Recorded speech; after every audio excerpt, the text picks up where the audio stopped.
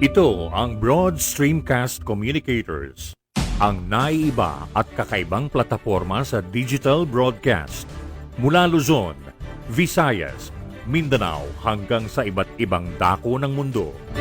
Broad Streamcast Communicators, ang sandigan ng sambayanan mula sa walang labis at walang kulang na pagbabalita, paglilingkod, maglalahad ng mga mapagbuong komentaryo at usaping pambayan para sa kapakanan ng karamihan. Broad Streamcast Communicators, tuwirang maglilingkod ngayon hanggang sa susunod na henerasyon.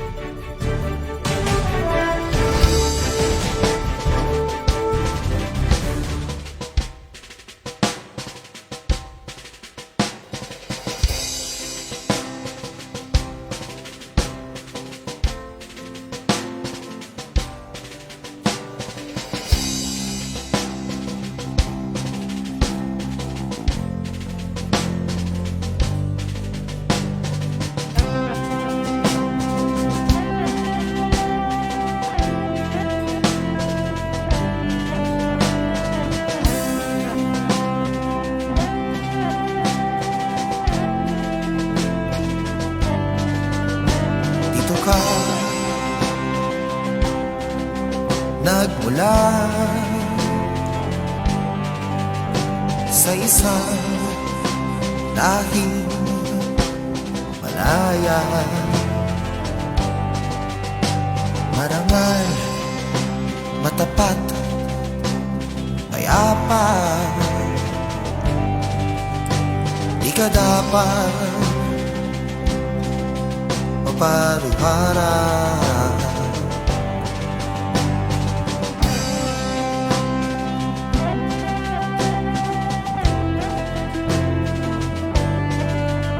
ngunit anong nangyari sa dangal, pati pangalan sinugal para lamang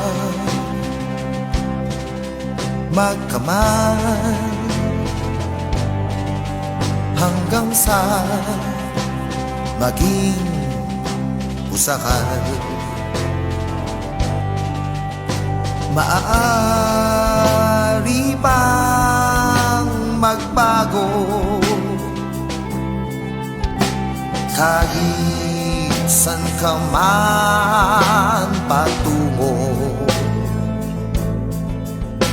May daang pabalik sa tama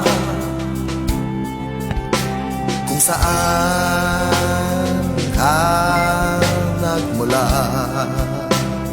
Shout out sa'yo Antonio Salaw, salamat sa pag-share, kita ka na sa BSCC family.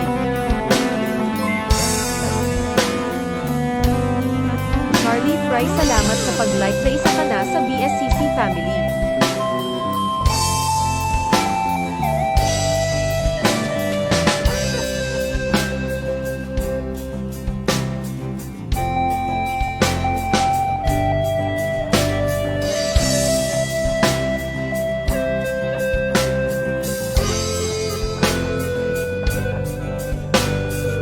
Maaari bang magbago kahit san ka man patungo? May daang pabalik sa tama kung saan ka nagmula. Isang laging malaya,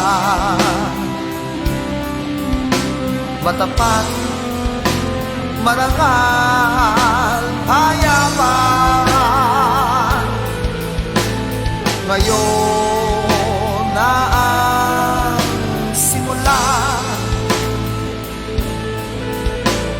isang laging may laya, matapat,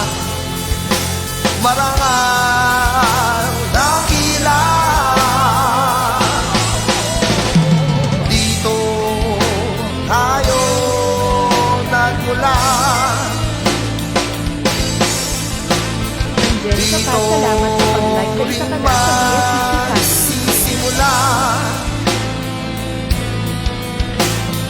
Dito tayo ang simula. Oo, dito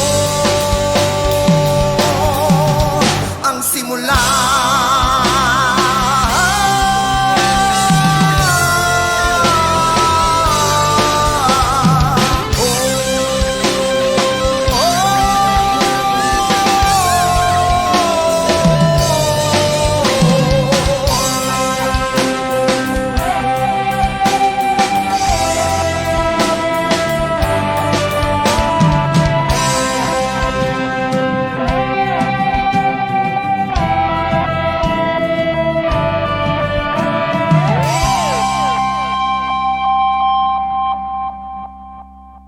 Opinyon at pananaw. Opinyon at pananaw.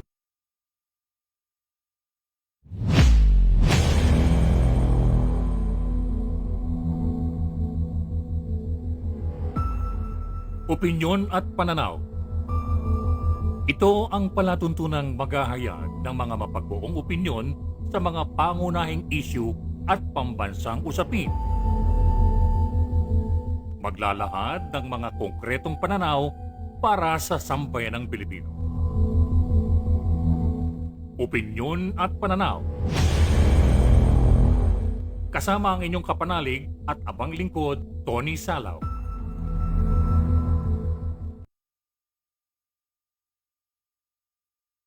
Opinyon at pananaw. Okay, yan.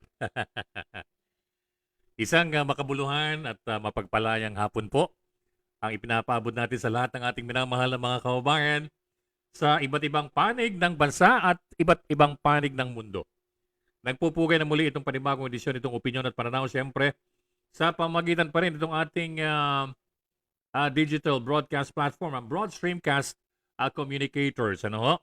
Marami ho tayong pag-uusapan ngayon at ito naman po hindi makakaila sa ating mga kababayan na maaring yung iba talagang gigil na. At yung iba naman talagang nangangatog na sa galit. At yung iba talagang hindi ho natin malaman kung yung pagiging alumpihit ng ating mga kababayan bunga ho ng mga nangyayari. Bukod sa tinatawag na grabing sitwasyon itong pandemya na kinakaharap ng ating bansa. At siyempre, yung mga bagay-bagay na kung magkaminsan, talagang magugulat ka. Pagkakabutihan, pipigilan. Ay, nako. Anyway, umpisahan muna natin. Medyo babatiin muna natin yung mga nagbuena mano, ang aga nagbuena mano. Nitong ating mga minamahal nating mga kababayan. Buena mano si Kuya Charlie Fry. Siya yung buena mano ngayon. Good afternoon, Kuya Charlie. Ganon din si Bebe CG. Bebe CG, good afternoon, Bebe CG. At siyempre yung ating kababata mula dyan sa Dalig, Balagtas, Bulacan. Si Kuya Adriano Ding Santos. Kagawad yan ngayon dyan sa Balagtas, Bulacan. Thank you so much for joining in. Si Ma'am Angelica pa, sabi niya, magandang hapon po, Sir Tony. More power. God bless and keep safe po lagi sa inyo at sa buong BSCC family. Glad to see you back on air po. Ayan, thank you so much. Ayan, medyo masalimuot yung dinanas natin dahil medyo hindi ko malaman kung another sabotahe or anong tawag dito? Kinainisan, kinainggitan, or what? Dahil siyempre, nahack yung ating nahack. Ang daming adjustment natin ganawa. Anyway, magandang hapon Kuya Ding Santos. Mula dyan sa Balagtas, Bulacan. Sabi ni Kuya Charlie Fry, pag sinabi mong palpak ang gobyerno, komunista ka na agad. Nasobrahan yata si General sa kape. Ay, nako. Actually, meron din tayong nais ibahagi, hinggil dito sa sinasabi mong general na ito. Natatandaan ko, hindi pwedeng maalis-alis sa isip ko eh. Biruin mo, siya yung tagapamuno dyan sa SOLCOM, sa Southern Luzon Command, na alam niya na yung Southern Luzon, dyan namumugad yung sinasabi nating yung sinasabi niyang taong labas. Yung inaakusahan niyang mga komunista. Pero hindi niya ma-resolve eh. Ano yung unang pinatulan? Ano ba yung unang pinatulan yan? O di ba puro kababaihan? O di ba? Yung mga celebrities. Sino? Sina Catriona Gray, Angel Locsin, sino pa ba? Liza Soberano. Yun ang mga hindi ba? Siyempre kung talagang buo ang loob ng general na yan, imbis na yung mga babae ang i-red tag o akusahan ng kumikiling sa kaliwa or whatever, dapat unahin niya. Dahil Southern Luzon Command, siya ang tagapamuno dyan, di ba? Yun ay pinagtataka natin. Anyway, mamaya medyo aanuhin pa natin yan. Medyo palalawigin pa natin ang bahagya yan. Anyway, yung mga infected ng COVID, yung latest figure, yung latest figure as of this time, as of this hour, nadagdagan yung infected ng 9,227. Biruin nyo, 9,227. So, lumalabas po na dito sa bilang na ito, bali merong kabuang total na na 962,307 na ang active cases po ay nasa 116,434. So sa madaling salita, ilang ganito na lang, baka hindi matapos itong Abril, mukhang magkakatotoo yung sinasabi nitong nitong Okta Research na baka abuti ng 1 milyon bago matapos ang buwan ng Abril. So yung naka-recover po ay tumalo ng 829,608 na may gumaling na 19,699. Pero yung mga nangamatay ay umabot na ho sa 16,265 dahil mayroong nadagdag na 124 na fatalities. Okay? Uulitin natin, ito pong naturang datos na ito ay mula pa rin sa kagawaran ng kalusugan. Mula pa rin sa Department of Health. At sinasabi nga na dinagdag pa ng Health Department na maaring baguhin nila yung pamamaraan ng kanilang pagre-report ng bilang ng mga pasyente na naka-recover mula sa COVID-19. Doon sa daily recovery tally, unusually po, mataas na magsisimula po sa linggong ito. So yan, anyway. Josephine Roquero, titingnan salamat sa natin pag-like na isa ka na sa BSCC latest family. update, mula dito po naman sa kagawaran ng kalusugan. Dahil there are times, meron silang pasubali sa bandang huli na meron pang hindi nakararating. At merong ilang mga datos na hindi pa dumarating doon sa kanilang main server. Kaya hindi nakukumpleto. Kaya hindi mabawas-bawasan. Kung medyo tatalon pababa ito, magiging 5,000 na lang kada araw, magandang balita ito, patungo tayo sa downtrend. Pero hindi halos nakadikit pa rin sa 10,000. Imagine 9,227 just for today. Paano kaya bukas? Ganong kalaki kaya yung figure na naman ito? Okay? Ayan. Sabi ni Kuya Charlie Fry, sa loob ng 5 araw, 1 milyon na. Congratulations daw dyan sa Interagency Task Force, Department of Health, at Food and Drug Administration. Ayan. Di ba? Hindi ba sinasabi ng tagapagsalita na excellent yung kanilang performance? Excellent raw. Excellent. Ayan. Sabi ni Ma'am Josephine Roquero mula dyan sa Tanza, Cavite. Good afternoon, sir. Blessed Wednesday. Keep and safe and your family and take care of health and God bless always. God first. Thank you so much. Si Ate Mau Ad Ayun, good afternoon, Ate Mau, kumusta ka na? Thank you so much for joining in. At nakatukoy pa rin at nakatutok pa rin. Si Kuya Ding Santos. Ah, Ayan. Hindi ko alam kung naglalaro pa ng basketball to si Kuya Ding. Nung araw, madalas kami maglaro ng basketball nito. Okay, sa atin po namang pagpapatuloy, napag-uusapan na rin lang ho natin itong patungkol dito sa sinasabi. Itong patungkol dito kay kay General Parlade.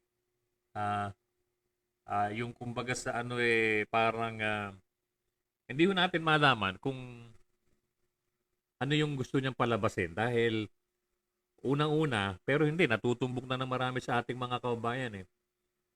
Hindi ko malaman. Siyempre, tagapagsalita siya, official spokesperson, napuna na nga nung ating mga senador yan eh. Hindi ba? Hindi ko malaman kung ano talaga yun. Talagang siguro, talagang gustong magpalapad ng gusto ng papel. Okay naman yun, wala namang problema. Pero, dapat, nasa lugar. O, di ba? Dahil kung nasa lugar yung estilo mo, magandang pangitain yan at magandang performance, ika nga. Hindi ka pa walang tutulig sa'yo at maraming sektor ang matutuwa sa'yo bilang performing general. Pero kapag ka medyo wala sa hulog yung estilo ng iyong pamamaraan, kung halimbawa itinalaga ka lang na tagapagsalita ng tinatawag na LCAP na yan, o LTAC, LCAT, kung ano yan, di ba? Wala namang problema. Kumbaga sa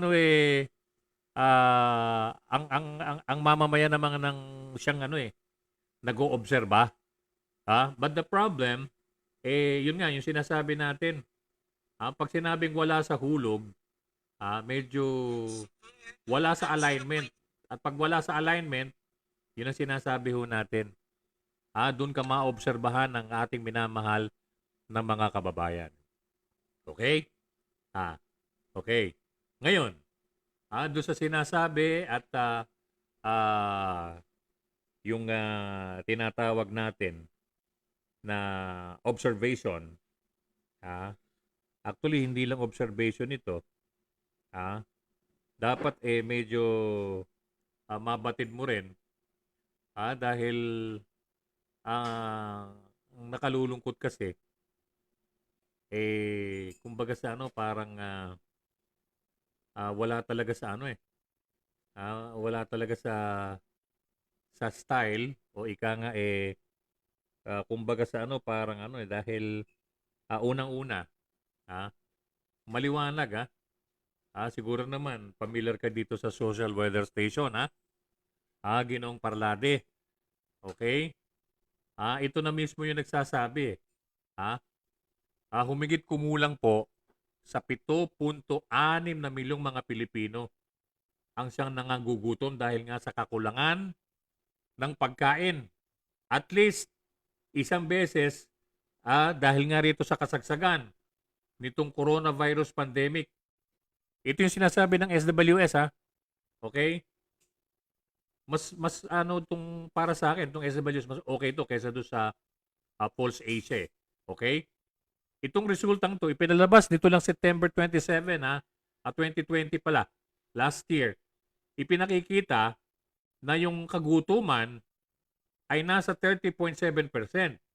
So yung highest rate simula nung previous record na 23.8% noong Marso 2012. So sinasabi ng SWS, ito maliwanag po ito para at least Ginoong Parlade, kung nakamonitor ka, mas maganda. O kung yung mga tauhan mo mag-monitor sana. Okay? Alam ko magiging mainit na naman kayo. Kung gusto nyo, mag-penetrate na naman kayo. At kung gusto nyo mang-hack ulit, sige lang. No problem.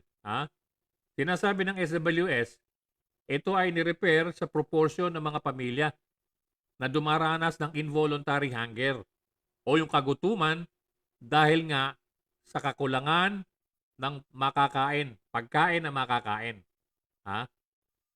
So, pag sinabi na involuntary hunger, nangangahulugan hindi nila kagustuhan yan. Okay? So, maaaring ito ay, yun nga, yung sinasabi ho natin na ito ay madalas na nababanggit natin at alam naman marahil ng ating mga kababayan na ito'y kapabayaan ng pamahalaan na kumakalingas. Alangan naman na kapabayaan ng kanilang kapitbahay. Okay? Kaya, pag sinabing nagugutom ang taong bayan dahil sa kapabayaan ng gobyerno, biglang mag-aakusa ka ng komunista ka na. Ang dapat mo palang i-red tag, ang mismong SWS, Mr. General Parlade. Dahil sa kanila galing yung datos ito naman kung nagbabasa ka. Di ba? Okay? O ngayon, hindi ho natin malaman. Kaya nga, ang nakakalungkot dito, bakit siya pa rin ang itinalaga bilang tagapagsalita? Hindi kaya medyo nagkaano? Actually, nung una pa lang sinabihan na ito ni Secretary Lorenzana nung magngangaw-ngaw ito at nung pagbintangan, akusahan, itong mga kababaihan, lalo tigit yung mga celebrities, di ba? Na wala namang sapat na ebidensya, nagngangaw-ngawa sa social media. Anong sabi sa kanya ni Secretary Lorenzana? Kung wala kang hard evidence patungkol dyan, you better shut up your mouth o tumigil ka lalo tigit sa social media. Walang kadala-dala. Katulad nito, hindi ba nila alam ang pagkakaiba ng community pantry sa Communist Party? Lagi na lang ganun Pag kami ginagawang kabutihan sa kapwa, aakusahan ka kagad ng ganun. Di ba? Yun ang nakakalungkot. Kaya doon sa ating mga kababayan, kayo na mismong humusga. Kayo na mismo. Dahil siyempre, katulad yan, maliwanag yung bagay na yan na kung saan dapat nakikita talaga at nababatid ng ating mga kababayan. Dahil kapag hindi mo ipinabatid itong mga bagay na ito, kumbaga sa laging iba yung nakikintal sa utak ng ang bilis ng mga di ba? Siguro, kapag medyo hindi ka magtutuon ng pansin, lalo tigit yan ngayon dito nakapokus, di ba? Talagang inilalayo di ba? Doon sa issue, doon sa usapin. Ilang araw lang ang nakakalipas, di ba? Nakapokus tayo doon sa West Philippine Sea. Pagkatapos nun kamukat-mukat mo, lumabas sa national television. Biglang-bigla, nitong nakalipas na Lunes. Ilang oras lang ang lumipas, medyo may ibang storya na. Doon nakapokus ngayon. Doon dumidikdig ngayon. Nakalimutan na yung Pero sana naman yung ilang mga nasa sandatahan lakas ng Pilipinas,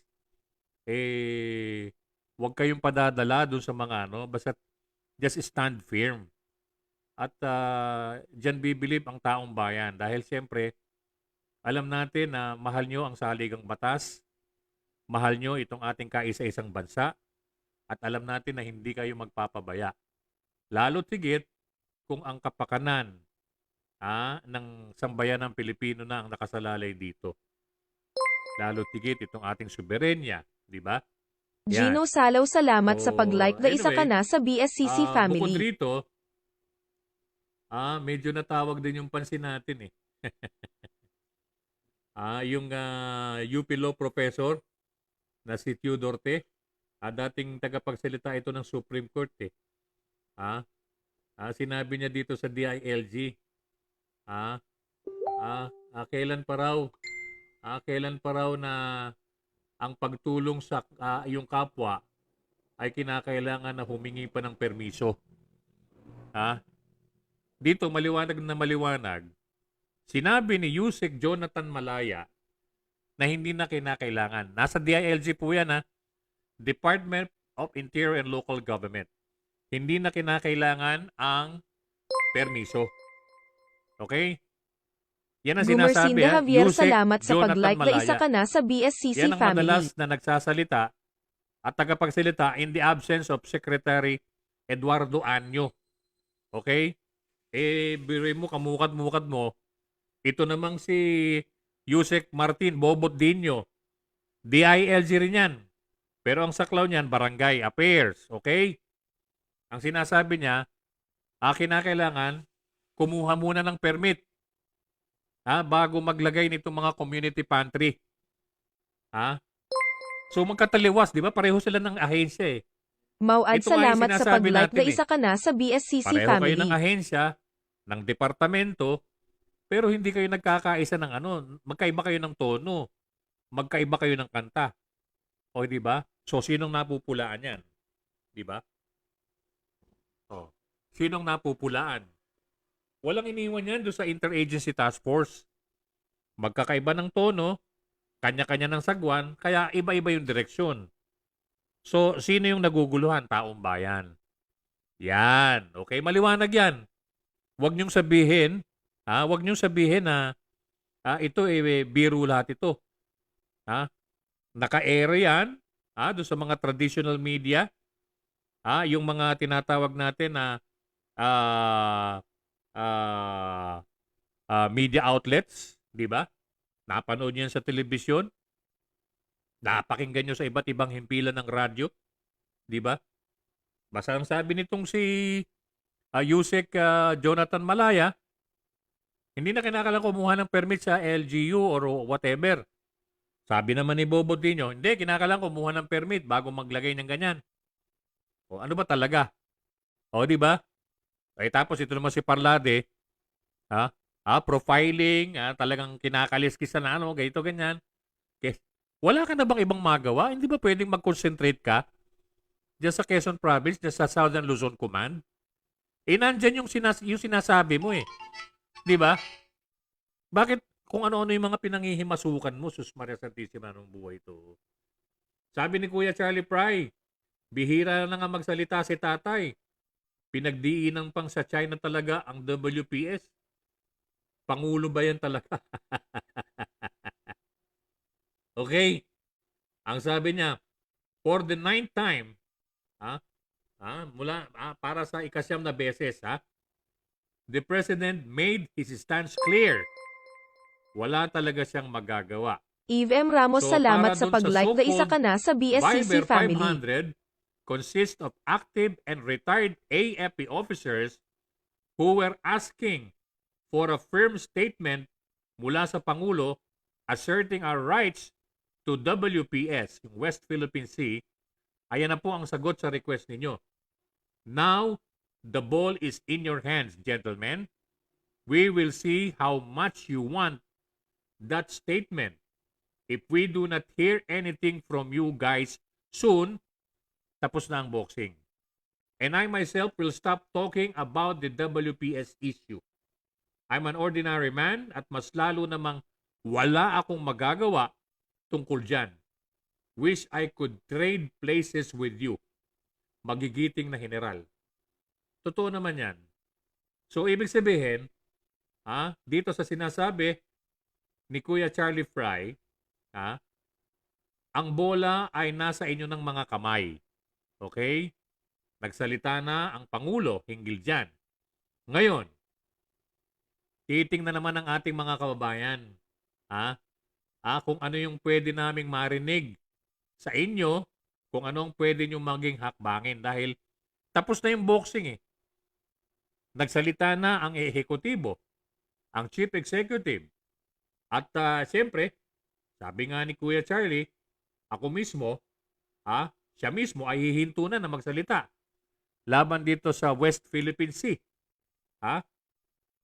Pangkaraniwang mamamayan nga naman siya.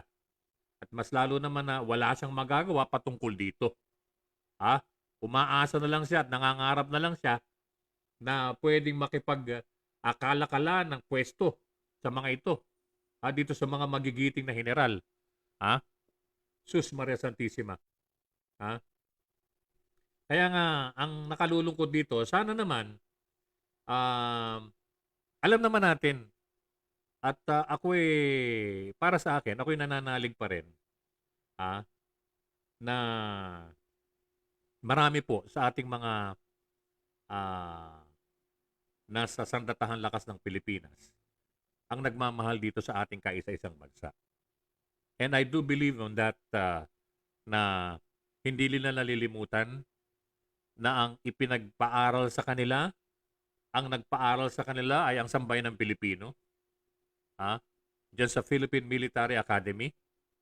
Mula sa uniforme hanggang sa matapos sila. Hanggang sa magkaroon sila ng magandang trabaho pagkatapos nila na lumabas ng academy. Diba? Hindi nila nalilimutan yan. Yung tinatawag na utang na loob sa mamamayang Pilipino. Dahil yung ultimo sentimo ay nagmula talaga sa lukbutan ng mamamayan para mapag-aral at mapagtapos sila. Diyan po naman sa naturang academy na yan, sa Philippine Military Academy. And I still do believe na majority mahal ang ating bansa at nananalig sa saligang batas at hindi po pwedeng padala sa maling agos na siyang piperwisyo dito sa kaisa-isa nating bansa. And I'm still positive pagdating dyan. Positibo yung pag-iisip ko. Hindi nila kayang iligaw yung kaisipan, lalo tigit Arnolfo Obligado, itong salamat sa sinasabi pag-like na isa ka na sa na BSCC mga young family. officers, maski yung mga retired, ilang piraso lang naman yung di ba? Kung matatandaan ninyo, di ba, sinasabi, yung mga pulis ko, yung mga sundalo ko, talagang sinarili niya, kanya raw yun eh. Busog na busog kayo, binubusog ko kayo ng pera. Yung iba dyan nagtitimpi lang, masakit para sa kanila yan, Masakit para sa kanila yan. Kaya lang, wala silang magagawa. Yung iba dito, appointees binigyan ng magandang pwesto. Kaya walang masyadong palag. Pero ako, nakikita ko rito, magugulat na lang po tayong lahat kapag medyo nagkaroon ng 360 degrees na pag-ikot yan. Lahat tayo magugulat na lang bigla. Okay? Si Ma'am Ibramo, sabi niya, good afternoon, Sir Tony. Nice to see you again.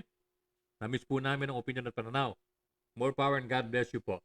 Likewise, Ma'am Ibramos, thank you so much for joining in. Maraming salamat. Okay? Si Marco Remulla, oy! Kumusta ka na? Yung idol ng, yung Lodi ng Bayan, magandang hapon. Thank you so much for joining in, mukhang, mukhang naligaw ka. Maraming salamat, Marco. Alam mo ninyo, itong Lodi ng Bayan, every Sunday, meron silang rito, yung tugtugan at awitan dito sa Broadstream Cast Communicators. Kasama ni Marco Remulla dyan, sina Don Dan Quartz, and of course, si Rafael Rafi Dinglasan Jr. Yan, okay.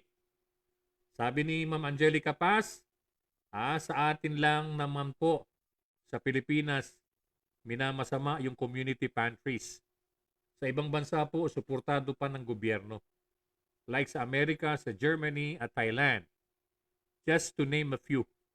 Kasi pag di na mamit ang pangangailangan ng mga mamamayan, ang civil society na po mismo ang gumagalaw para makatulong sa kapwa. Totoo yan. Yun ang ipinagtataka ho natin, Ma'am Angelica. Dito kapag kabutihan ng iyong gagawin, aakusahan ka. Pagka nakatutulong ka sa kapwa mo, aakusahan ka. O hindi ba? Ganyan ang ginawa nitong si Parladi dito kay Angel Locsin eh. Hindi ba? Basta nakatutulong ka sa Tsaka ayaw na ayaw. Doon ka magtataka. Kaya nga, sasabi ko, at ito'y pinangangalandakan ko, bakit ganun? Siguro, kapag halimbawa hindi ka nalang kikibo, di ba? Pero hindi. Alam mo, pagka hindi kumibo ang publiko, mas delikado yan eh. Mas delikado. Pagka nanahimik na lang, mabuti nga't medyo ganito. Ang problema naman, bakit ganito? Di ba? Kaya nakalulungkot. Nakalulungkot pagka ganito ang sitwasyon. Kapag nakatutulong ka sa iyong kapwa, Ha? Aakusahan ka. Sasabihin komunista ka. Jesus Mariosep. Hindi ba nila alam yung pagkakaiba ng kahulugan? Yung community pantry at communist party. Ay ko. Nakakalungkot. Ha? Anyway, mga kaibigan sa ating pagkapatuloy, nakadugaygay pa rin si Kagawad Adriano Ding Santos ng Balagtas, Bulacan. Si Kuya Ben Paipon, ayan. Good afternoon, Kuya Ben. Thank you so much for joining in at magandang hapon din daw sa lahat ng viewers. Ayan. At si Arnold Obligado. Arnold, kumusta ka na? Thank you so much at medyo nagkaroon ka ng panahon na makahalubilo at makijoin dito sa ating pagsasimpapawid. At siya nga pala, si Ma'am Ibramo, sabi niya, let us just support and be thankful na lang. Sana at mayroong gumagawa ng tulong sa kabila ng pandemya. Yang community pantry, wag na lang pong gawing biro ng mga tao para lamang mag-trending sila. On the other hand, may natutulungan naman po talaga kahit papaano. Respect and support. Yan po dapat ang gawin ng mga Pilipino. Ay nako. Magpapatuloy tayo. Sandali lang. Papakilala muna tayo.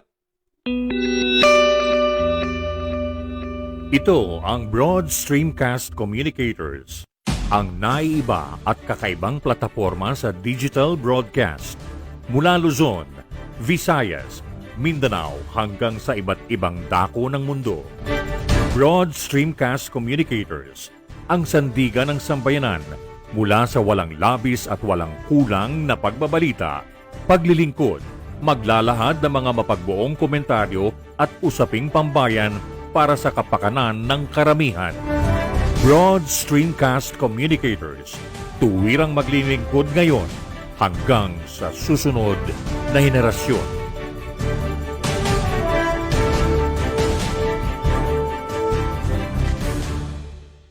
Opinyon at pananaw. Okay, papatuloy tayo. Nakatugaygay pa rin si Arnold Obligado mula sa kanyang vantage point. Nasaan na kaya si Arnold ngayon? Ayan. Tama yung sinasabi ni Ma'am Ibramos dito eh. Yung dapat sumuporta na lang. Okay? Dapat magpasalamat pa nga at mayroong gumagawa ng tulong, no? Sa kabila nitong dinaranas nating pandemya. At dapat sana,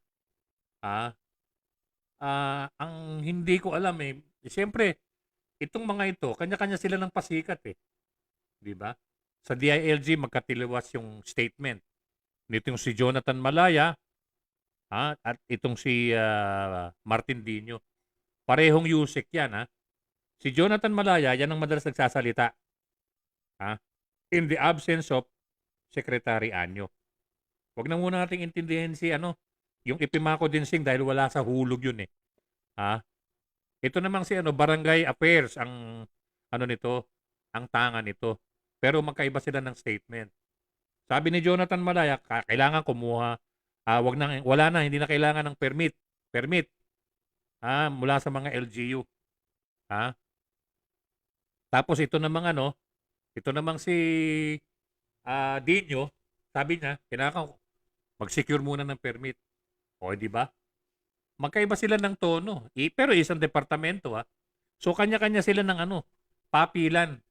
Papapel dito, papapel doon para, di ba? Para masabi na may ginagawa sila. Para hindi masabi na hindi nasasayang yung ipinasusweldo ng mamamayan sa kanila. Okay? Maski wala sa hulog.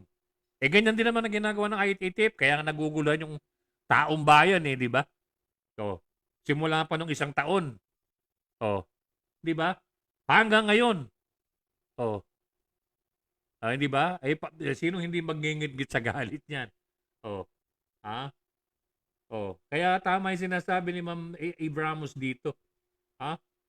Hindi nyo naman dapat gawing biro itong ginagawa ng ating mga kababayan. Dahil yung iba kasi, katulad yan, may mga ano dyan na hindi masayahan. Ang pinagtataka natin, sana naman yung iba mga kababayan natin, pag sinabing community pantry, medyo siyempre, makikita naman natin, ano, kumuha lang ho tayo ng sapat. Halimbawa, for that particular day, wala ho tayong ganito, may mga gulay, ganito, ganyan. Kumuha lang ho tayo ng sapat dahil marami pa rin. May mga nakapila. Hindi lang naman po kayong nangangailangan ng ganyan. Marami pang iba. Meron ho tayo nakita rito, yung mga matatabang babae na merong mga daladalang ano eh. May mga daladalang mga eco bag. Ha? Biruin mo kung ilang tray na itlog yung kinuha tapos sinimot lahat yung ano. Palinga-linga pa ng ganun, no? O hindi ba? Pero natukoy na po yung mga yan. Huwag naman ganyan. Ha? Hindi lang ho kayong naghihirap, hindi lang ho kayong nagugutom. Maski yung mga kapitbahay nyo. Okay? So, sabi ni Kuya Charlie Fry, uuwi na lang daw siya ng Davao kapag tinalagkuhan siya ng AFP. Anong uwi pinagsasabi niya? Mananagot muna siya, palo muna sa puwet bago uwi ng Davao. Hehehe. Kuya Charlie Ayan. Sabi niya, ito yun. Ito yung sinasabi natin eh.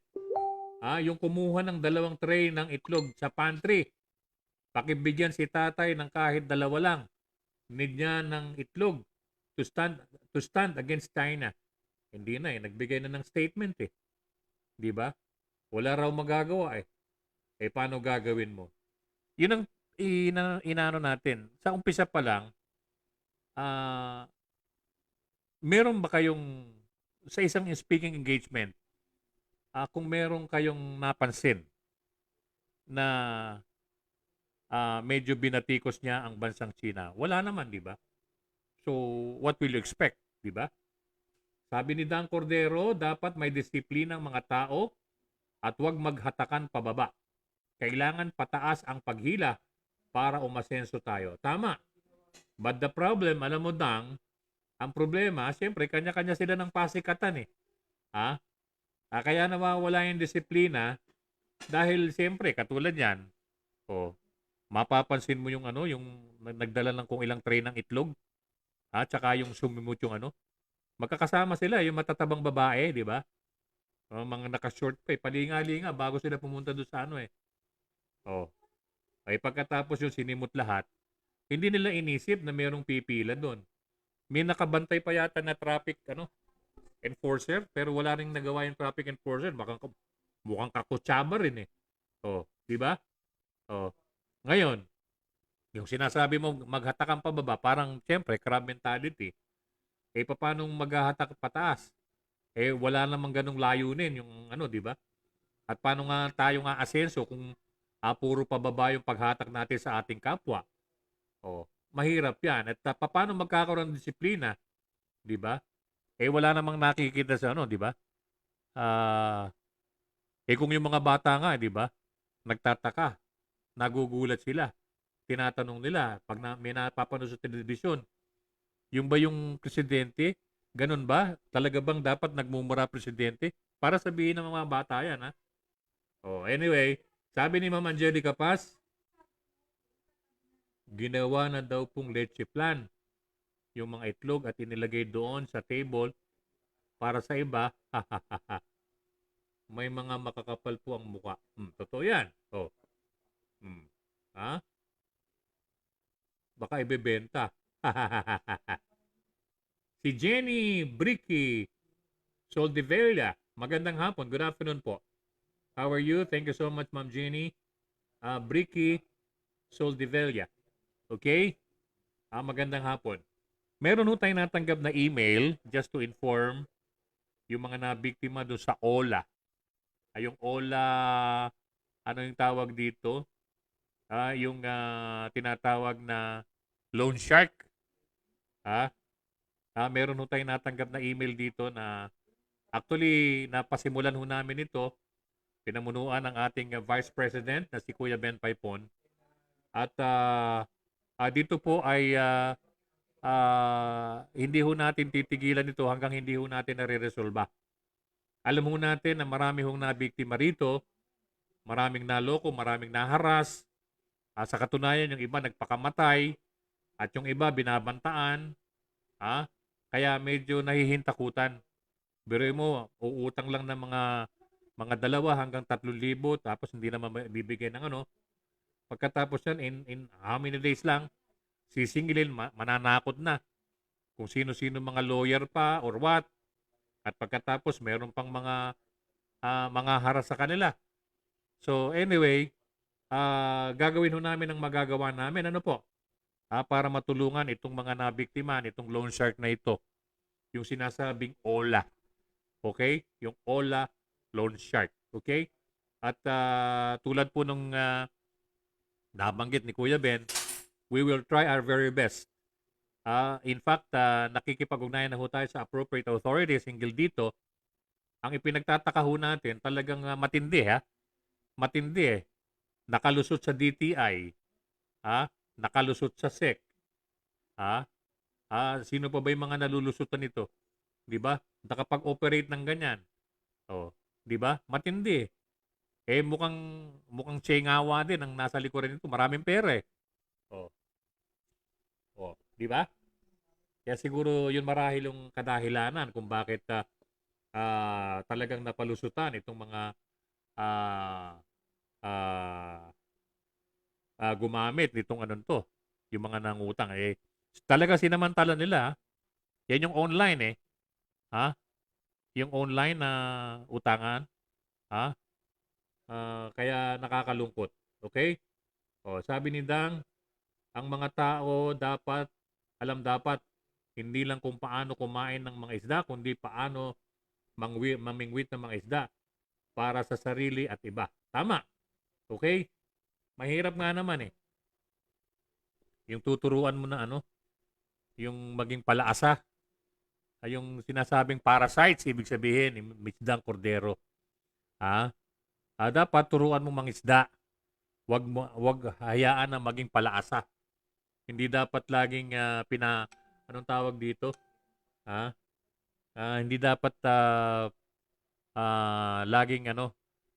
laging umaasa sa iyo. Dapat turuan mo na mamingwit ng isda. Okay? Ayan. So, sa ating pagpapatuloy, ayan, ang bilis ng oras. 39 na minuto na. 10 segundo ang siyang lumilipas sa oras na 5:00 ng hapon. At sa ating papatuloy, yan, okay, meron bang meron tayong mga natanggap na ilang mga email dito. Okay. Ayan. Okay. Humihingi ng tulong din. Okay, sige. Sa abot ng ating makakaya. Ayun. Ito isang nag-text. Good afternoon mo, Sir Tony.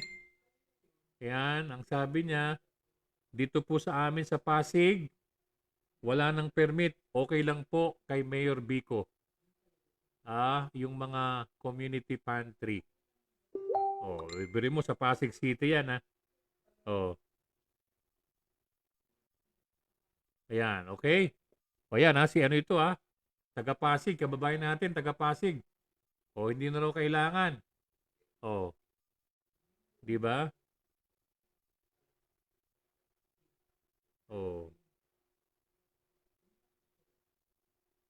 Ayan, okay, sandali lang ha. I-re-replyan lang natin. Okay?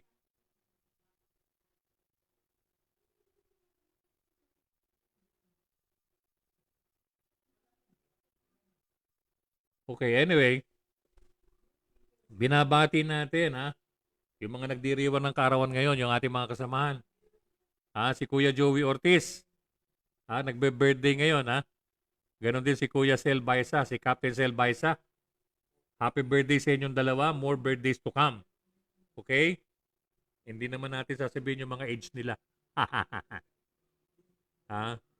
Si Kuya Joey Ortiz at si Kuya Sel Baisa. Nagbe-birthday sila ngayon. Okay? Happy birthday and more birthdays to come. Okay? Okay, sa ating pagpapatuloy, meron pa tayong nais ano, baka hindi alam, no?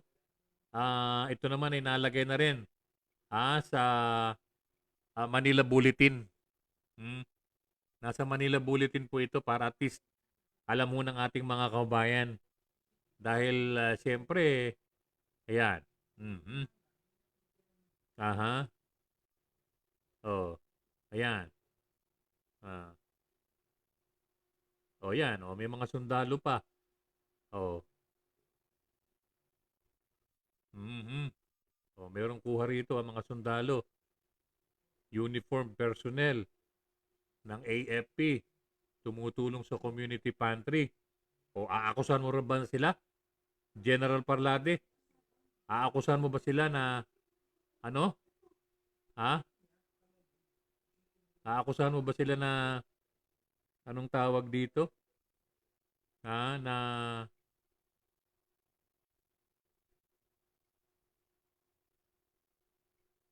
mga komunista? 'Yun ang sinasabi natin, ha? Okay? Oh. Anyway, ito hong Southern Luzon Command Chief na si General Antonio Parlade, ha? Medyo malungkot na balita ito eh. Sinampahan siya at nasampal siya ng grap. Reklamong grap sa tanggapan ng ombudsman. Okay? Ha? Baka hindi pa alam ng ating mga kababayan to, ha? Okay? Ayan. Dahil nga sa pagkaka-engage nito sa black propaganda at partisan political activities. Alex C. Aquino, salamat sa pag-like na isa ka na sa BSCC Maliwanag yan. family. Ang source natin dito, Manila Bulletin, ha? Ayan. Armed Forces of the Philippines Chief of Southern Luzon Command, Major General Antonio Parlade, has been slapped with the grab complaint before the Office of the Ombudsman for reportedly engaging in black propaganda and partisan political activities. Yan. Abangan nyo yan sa mga susunod na mga balita, ha? Yan, okay? Magpapatuloy tayo sa ating pagpapatuloy. Kabilis ng oras. 44 na minuto na at 26 na segundo ang lumilipas sa oras na alas 5 ng hapon. At sa ating pagpapatuloy, sandali lang. Papakilala muna tayo. Ito ang Broad Streamcast Communicators, ang naiiba at kakaibang plataporma sa digital broadcast mula Luzon, Visayas, Mindanao hanggang sa iba't ibang dako ng mundo. Broad Streamcast Communicators, ang sandigan ng sambayanan mula sa walang labis at walang kulang na pagbabalita, paglilingkod, maglalahad ng mga mapagbuong komentaryo at usaping pambayan para sa kapakanan ng karamihan. Broad Streamcast Communicators, tuwirang maglilingkod ngayon hanggang sa susunod na henerasyon.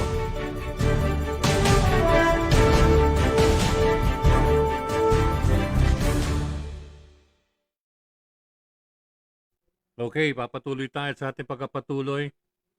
We have ilang minutes na lang, 14 minutes lang remaining. At pipitada na po ang alas 6 ng gabi. At pagkatapos po natin, inyo namang matutunghayan si Kuya Sammy Gabot doon sa palatuntunang Asintado. Okay? Oh. Sabi ni Dan Cordero, dapat yung mga nasa tamang edad turuan ng mga kabataan ng tamang asal. Okay?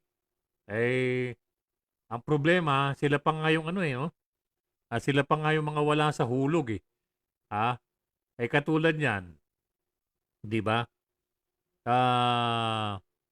Despite na medyo medyo yung mga nasa, hindi ko alam kung sino ngayon ang nasa National Youth Commission eh.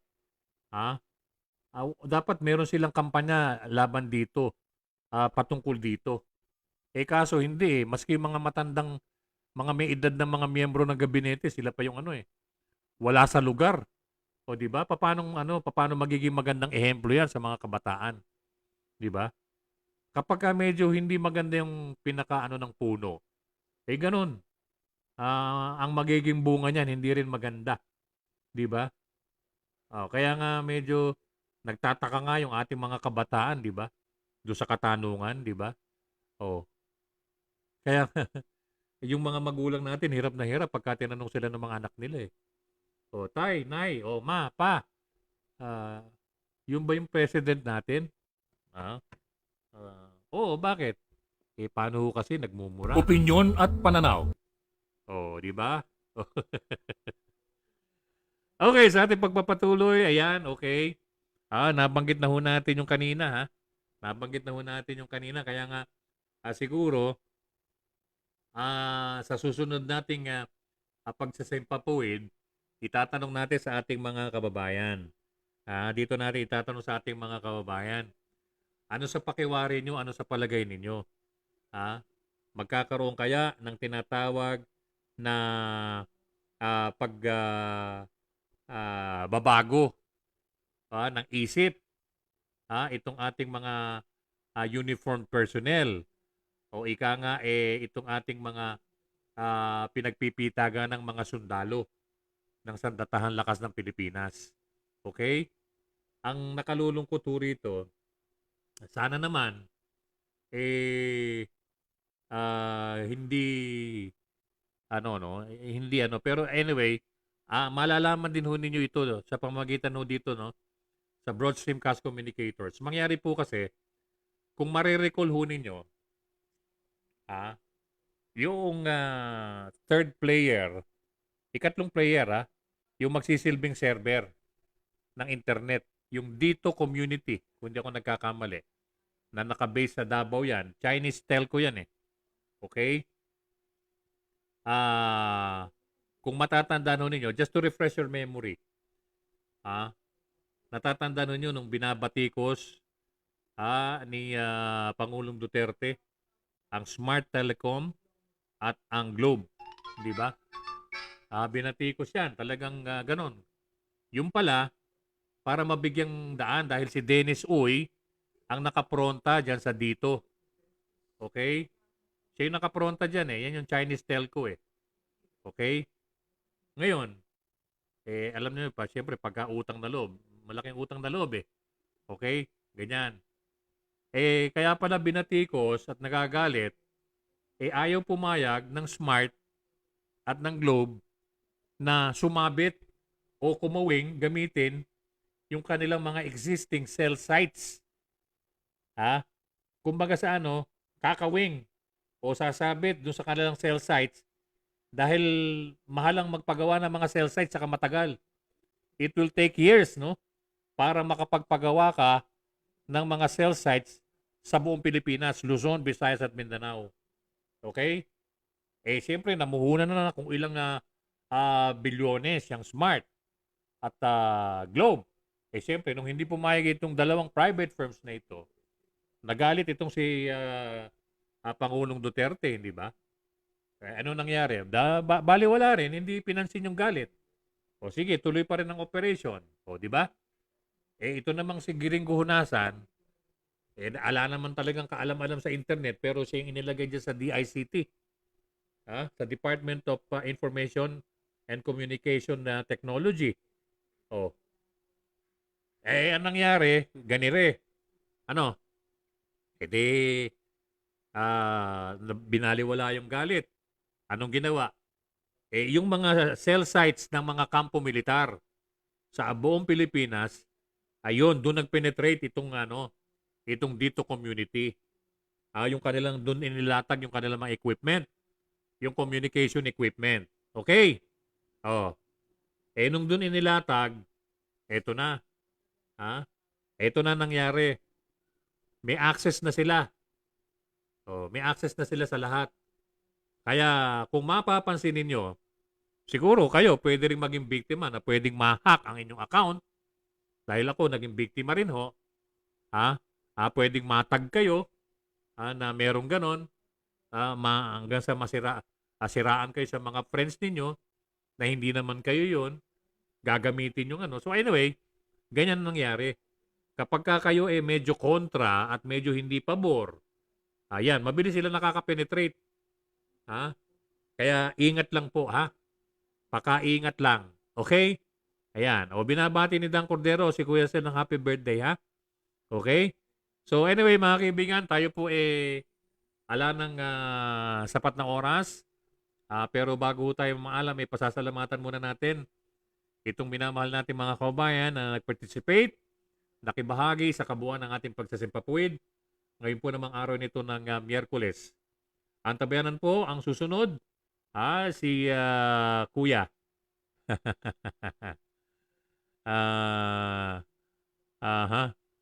Ayan. Si Kuya Sammy Gabot. Okay. So anyway mga kaibigan, sa ngalan po ng ating minamahal na mga kabayan, thank you so much for your participation.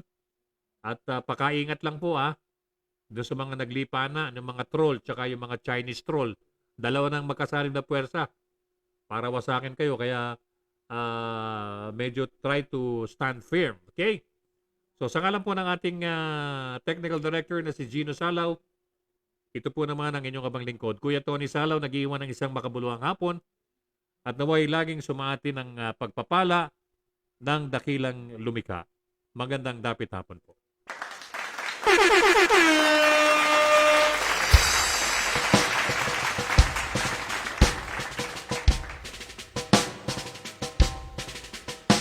Opinyon at pananaw.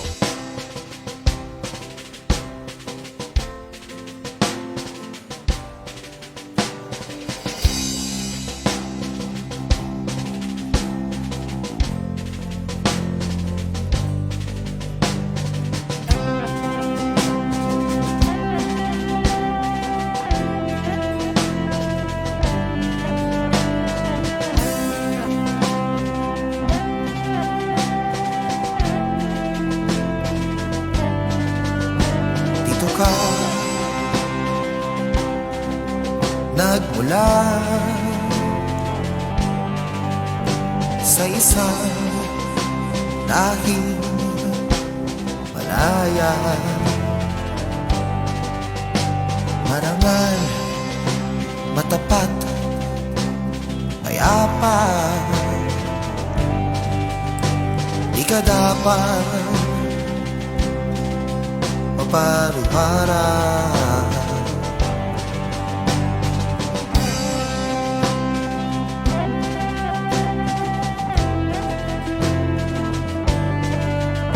ngunit anong nangyari sa dangal,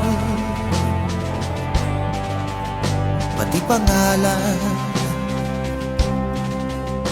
sinugal para lamang magkamay hanggang sa maging usakal. Maaari bang magbago kahit san ka man patungo? May daang pabalik sa tama kung saan ka nagmula.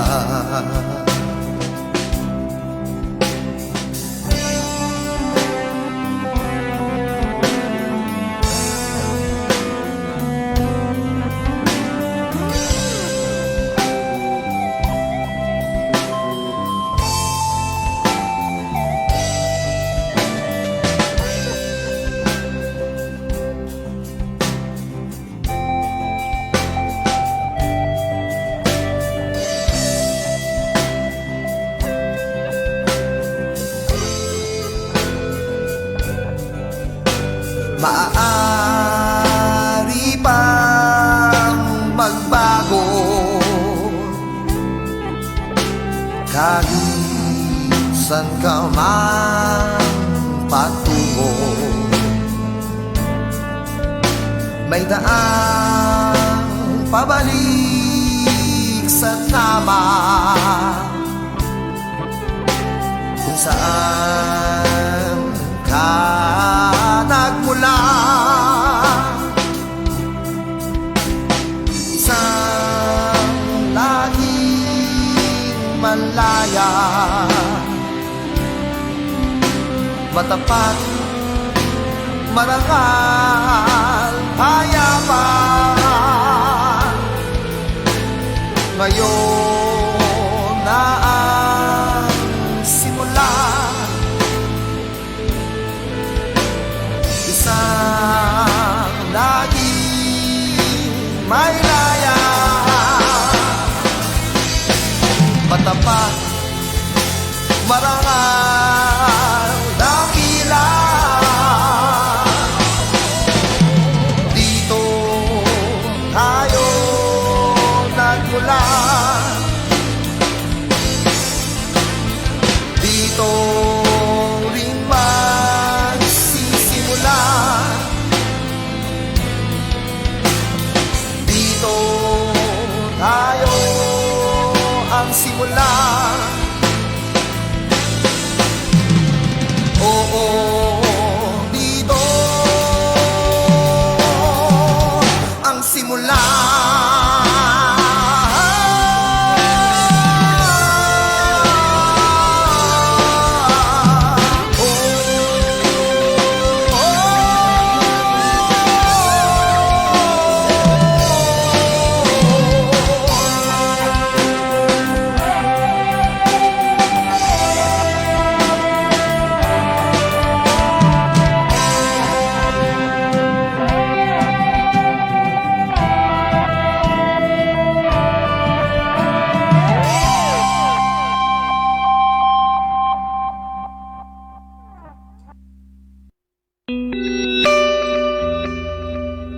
Ito ang Broad Streamcast Communicators, ang naiiba at kakaibang plataporma sa digital broadcast.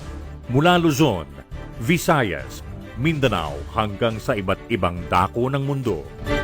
Broad Streamcast Communicators, ang sandigan ng sambayanan mula sa walang labis at walang kulang na pagbabalita, paglilingkod, maglalahad ng mga mapagbuong komentaryo at usaping pambayan para sa kapakanan ng karamihan. Broad Streamcast Communicators, tuwirang maglilingkod ngayon hanggang sa susunod na henerasyon.